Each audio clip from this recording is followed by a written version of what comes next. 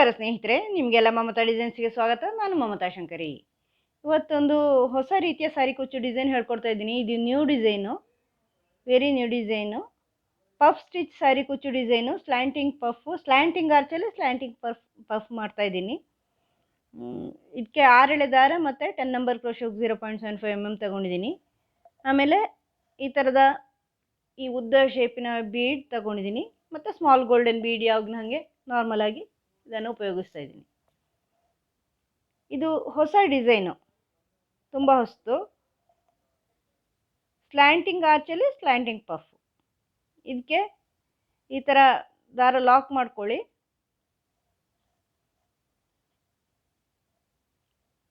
Double lock ಮಾಡ್ತಾ ಇದ್ದೀನಿ. ಆಮೇಲೆ 3 ಚೈನು ಕುಚ್ಚಿಗೆ ಮಾಡ್ಕೊಳ್ಳಿ.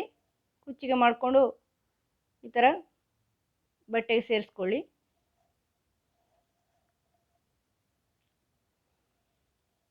ಮೂರು ಚೈನ್ ಮಾಡಿ ಬಟ್ಟೆಗೆ ಸೇರಿಸ್ಕೊಳ್ಳಿ. ಇದು ಕುಚ್ಚಿಗೆ. ಈಗ ಈ ಬೀಡ್ ಸೇರಿಸ್ತಾ ಇದ್ದೀನಿ, ಉದ್ದ ಬೀಡ್. ಲಾಂಗ್ ಶೇಪಲ್ಲಿರುತ್ತಲ್ವ, ಯಾವುದೇ ಲಾಂಗ್ ಶೇಪಿನ ಬೀಡ್ ತಗೋಬೋದು ನೀವು. ಈ ಥರ ತಗೊಂಡು ಇದನ್ನು ಲಾಕ್ ಮಾಡಿ. ಈಗ ವಿ ಶೇಪಲ್ಲಿ ಇಲ್ಲಿ ಸ್ವಲ್ಪ ದೂರಕ್ಕೆ ಟ್ರಿಪಲ್ ಕ್ರೋಶೆ ಮಾಡಿ ಸೇರಿಸ್ಕೊಳ್ಳಿ. ಟ್ರಿಪಲ್ ಕ್ರೋಶೆ ಮಾಡ್ಕೊಳ್ಳಿ. ಇದೀಗ ವಿ ಶೇಪ್ ಬರುತ್ತಲ್ವ, ಈ ಥರ. ಈಗ 2 ಚೈನ್ ಮಾಡ್ಕೊಳ್ಳಿ. 2 ಚೈನ್ ಮಾಡಿಕೊಂಡು ಈ ಟ್ರಿಪಲ್ ಕ್ರೋಶೆಲಿ ಒಂದು ಡಬಲ್ ಕ್ರೋಶೆ ಮಾಡ್ಕೊಳ್ಳಿ, ಈ ಥರ. ಈಗ ಡಿಸೈನ್ ನೋಡಿ. ಈ ಥರ ಉದ್ದ ತಗೊಂಡು ಸ್ವಲ್ಪ ಇದನ್ನು ಉದ್ದ ಎಳ್ಕೊಂಡು ದಾರನ ಹಿಂಗೆ ದಾರ ಸುತ್ತಕೊಂಡು ಈ ಡಬಲ್ ಕ್ರೋಶೆಲಿ ಪಫ್ ಮಾಡ್ಕೊಳ್ಳಿ. ಈ ಥರ ದಾರ ತನ್ನಿ. ಹಾಫ್ ಅಂದರೆ ಡಬಲ್ ಕ್ರೋಶೆ ಕಂಪ್ಲೀಟ್ ಮಾಡೋದು ಬೇಡ, ಇಷ್ಟೇ. Incomplete double crochet. ಈ ಥರ ದಾರ ತಗೊಂಡು ಈ ಥರ ತನ್ನಿ, ಡಬಲ್ ಕ್ರೋಶೆ ಥರ. ಆಮೇಲೆ ಅಷ್ಟೇ, 2 ಸಾರಿ ಆ ಥರ ಮಾಡಿದೆ. ಈಗ ಇನ್ನೊಂದು ಸಾರಿ, 3ನೇದು, ಇನ್ನೊಂದು ಸಾರಿ, 4ನೇದು, ಇನ್ನೊಂದು ಸಾರಿ, 5. ನಾನು 6 ಸಾರಿ ಮಾಡ್ತಾಯಿದ್ದೀನಿ. ನೀವು ಎಷ್ಟು ಬೇಕೋ ಅಷ್ಟು ಮಾಡ್ಕೋಬೋದು. 5 6 5 6 7 ಎಷ್ಟು ಬೇಕೋ ಅಷ್ಟು. ಈ ಥರ ತೊಗೊಂಬನ್ನಿ.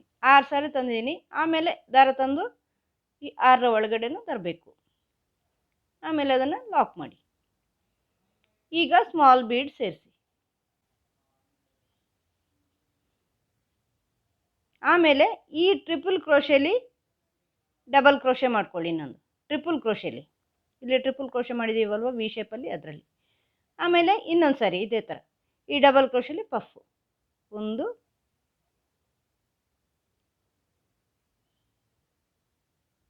ಈ ಥರ ದಾರ ತಗೊಳ್ಳಿ. 2 3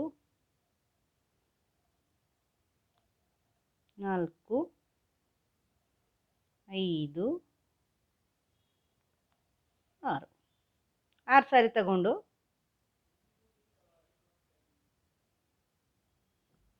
ಇಲ್ಲಿಂದ ದಾರ ತಗೊಂಡು 6ಅನ್ನು ಒಂದು ಮಾಡಿ, ಮತ್ತೆ ಲಾಕ್ ಮಾಡಿ, ಮತ್ತೆ ಬೀಡ್ ಸೇರಿಸಿ.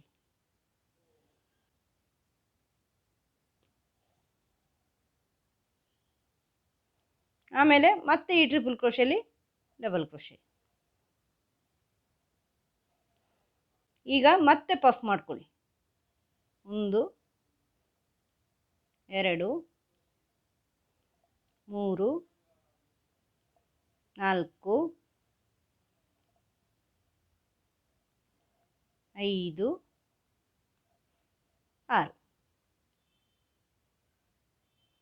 ಇದನ್ನು ಮತ್ತೆ ದಾರ ತಗೊಂಡು ಈ 6ರ ಒಳಗಡೆನೂ ತಗೊಂಬನ್ನಿ. ಮತ್ತೆ ಇದನ್ನು ಲಾಕ್ ಮಾಡಿ, ಮತ್ತೆ ಬೀಡ್ ಸೇರಿಸಿ. ಮತ್ತೆ ಇಲ್ಲಿ ಡಬಲ್ ಕ್ರೋಶೆ ಮಾಡ್ಕೊಳ್ಳಿ. ಮತ್ತೆ ಈ ಥರ ತಗೊಂಡು ಪಫ್ ಮಾಡಿ. 1 2 3 4 5 6. 6 ಸಾರಿ ತಗೊಂಡು ಬಂದು ಈ ದಾರನ ತಗೊಂಡು ಬಂದು 6ರ ಒಳಗೇನು ತನ್ನಿ. ಸ್ವಲ್ಪ ಲೂಸ್ ಮಾಡಿದರೆ ಸುಲಭ ಆಗುತ್ತೆ ನಿಮಗೆ ತರೋದು. ಈ ಥರ 4 ಸಾರಿ ಪಫ್ ಮಾಡಿದ್ದೀನಿ. ನಿಮ್ಗೆ ಜಾಗ ಇದ್ದರೆ ಇನ್ನೊಂದು ಸಾರಿ ಮಾಡ್ಕೋಬೋದು, 5 ಸಾರಿ. ನಾನು ಇಷ್ಟೇ ಮಾಡಿದ್ದೀನಿ. ಇದನ್ನು ಇಲ್ಲಿ ಬಟ್ಟೆಗೆ ಸೇರಿಸ್ಕೊಳ್ಳಿ, ಎಲ್ಲಿಗೆ ಬರುತ್ತೆ ಅಂತ ನೋಡಿಕೊಂಡು ಈ ಥರ ಬಟ್ಟೆಗೆ ಸೇರಿಸ್ಕೊಳ್ಳಿ.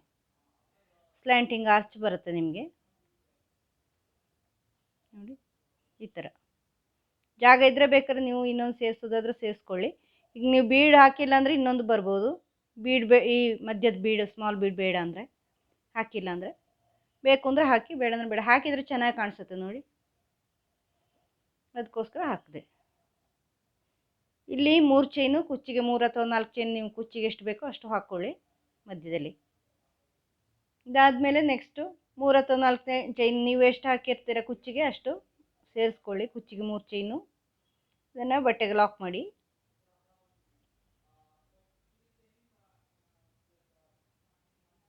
ಈ ಥರ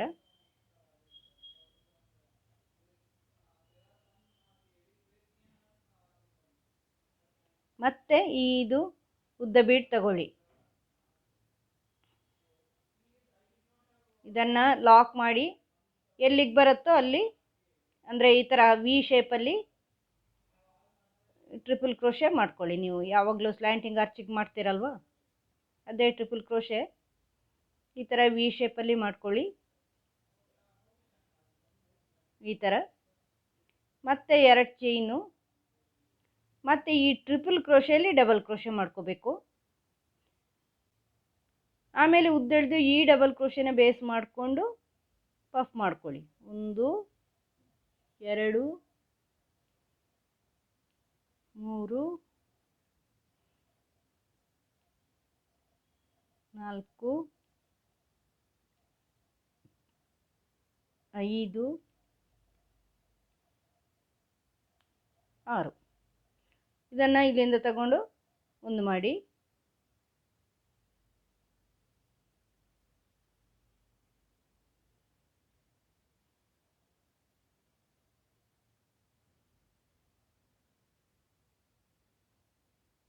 ಆಮೇಲೆ ಇದನ್ನು ಲಾಕ್ ಮಾಡಿ. ಈಗ ಸ್ಮಾಲ್ ಬೀಡ್ ಸೇರಿಸಿ.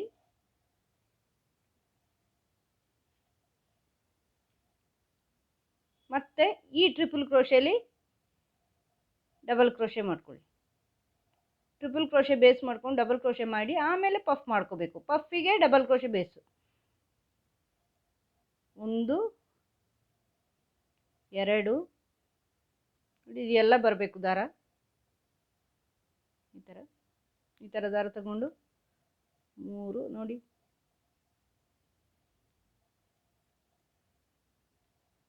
4 5 6. ಆಮೇಲೆ ಈ ದಾರ ತಗೊಂಡು ಇದನ್ನೆಲ್ಲ ಒಂದೇ ಮಾಡಿ.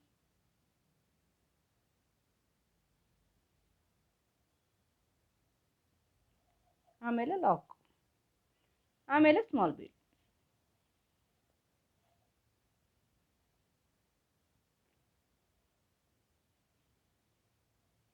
ಆಮೇಲೆ ಇದರಲ್ಲಿ ಡಬಲ್ ಕ್ರೋಶೆ ಇನ್ನೊಂದು ಸರಿ ಉದ್ದ ಎಳೀರಿ. ಈ ಡಬಲ್ ಕ್ರೋಶೆಲಿ ಪಫು 1 2 3 4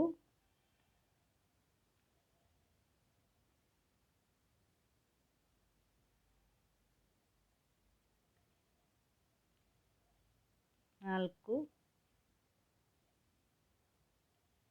5 6. 6 ಸಾರಿ ಮಾಡಿಬಿಟ್ಟು ಈಗ ದಾರ ತಗೊಂಡು ಮತ್ತೆ 6ಅನ್ನು ಒಂದು ಮಾಡಿ, ಮತ್ತೆ ಲಾಕ್, ಮತ್ತೆ ಸ್ಮಾಲ್ ಬೀಡ್,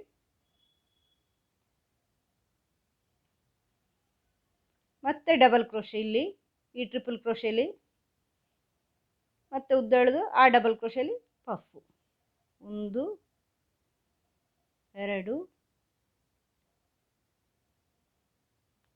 3 4 5 6. ಆಮೇಲೆ ದಾರ ತಗೊಂಡು ಇದನ್ನು ಒಂದೇ ಮಾಡಿ, ಆಮೇಲೆ ಲಾಕ್, ಆಮೇಲೆ ಇದನ್ನು ಎಲ್ಲಿಗೆ ಬರುತ್ತೆ ಅಂತ ನೋಡ್ಕೊಂಡು ಬಟ್ಟೆಗೆ ಲಾಕ್ ಮಾಡಿ ಸ್ಲ್ಯಾಂಟಿಂಗಲ್ಲಿ ಕೈಯಲ್ಲಿ ಸ್ವಲ್ಪ ಇದನ್ನು ಸರಿ ಮಾಡ್ಕೊಳ್ಳಿ. ಜಾಗ ಇದ್ರೆ ನೀವು ಬೇಕಾದ್ರೆ ಎಕ್ಸ್ಟ್ರಾ ಮಾಡೋದಾದ್ರೂ ಮಾಡ್ಕೋಬೋದು, 5 ಮಾಡೋದಾದ್ರೂ. ನಾನು 4 ಮಾಡಿದ್ದೀನಿ. ಮಧ್ಯದ 3 ಚೈನಲ್ಲಿ ಕುಚ್ಚು ಹಾಕೊಳ್ಳಿ. ನಿಮಗೆ 3 ಚೈನ್ ಕಡಿಮೆ ಆಗುತ್ತೆ ಅಂದ್ರೆ 4 ಚೈನ್ ಮಾಡ್ಕೊಳ್ಳಿ ಕುಚ್ಚಿಗೆ. ಈ ಥರ ಬರುತ್ತೆ, ತುಂಬ ಚೆನ್ನಾಗಿ ಕಾಣುತ್ತೆ. ಸಿಂಪಲ್ ಆಗಿದ್ರು ಈಸಿ ಆಗಿದ್ರು ಒಂದೇ ಸ್ಟೆಪ್ಪಲ್ಲಿ ಆಗುತ್ತೆ, ಈಸಿ ಆಗಿದೆ. ಪಫ್ ಮಾಡೋದು ಕಷ್ಟ ಇಲ್ಲ. ನಿಮಗೆ ಕಷ್ಟ ಅಂತ ಅನಿಸಿದ್ರು 1-2 ಸರಿ ಮಾಡಿದಾಗ ನಿಮಗೆ ಸುಲಭದಲ್ಲಿ ಆಗುತ್ತೆ.